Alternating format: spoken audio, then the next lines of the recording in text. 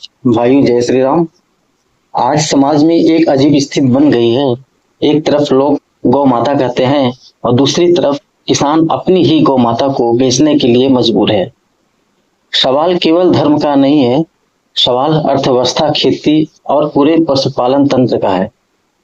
हम भावनाओं में कहते हैं गो हत्या बंद होनी चाहिए, लेकिन क्या हमने कभी यह समझने की कोशिश की है कि गो हत्या होती क्यों है? एक किसान गाय इसलिए पालता है क्योंकि उससे उसको दूध मिलता है। जब तक गाय दूध देती है वह परिवार का एक हिस्सा रहती है, लेकिन वही गाय जब बूढ़ी हो जाती है या बीमार हो जाती है या दूध देना बंद कर देती है, तब गरीब किसान के सामने एक संकट खड़ा हो जाता है। उसके पास इतना पैसा नहीं है, जमीन नहीं है कि वह वर्षों तक उन गायों का पालन पोषण करे। यहीं से शुरू हो जाता है पूरा एक चक्र।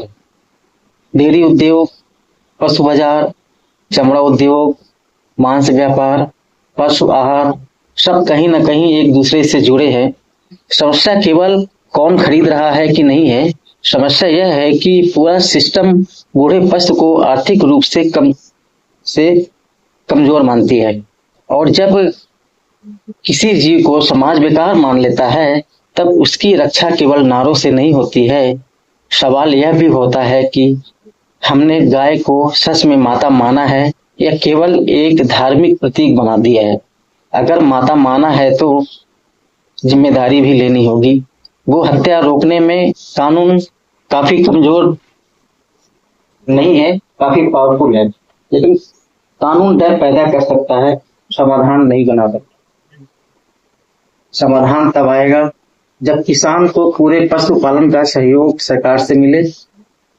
गौशाला दिखावे का नहीं बल्कि व्यवस्थित हो, सारी सुविधाएं हो, गोबर और मलमूत्र पर आधारित उद्योग हो, प्राकृतिक खेती को बढ़ावा मिले। शहर में भी लोग गौ सेवा की जिम्मेदारी ले। बैलों को ग्रामीण उद्योग से दोबारा जोड़ा जाए। आज विडंबना यह है कि दूध सब चाहते हैं लेकिन कोई गाय पालना नहीं चाहता।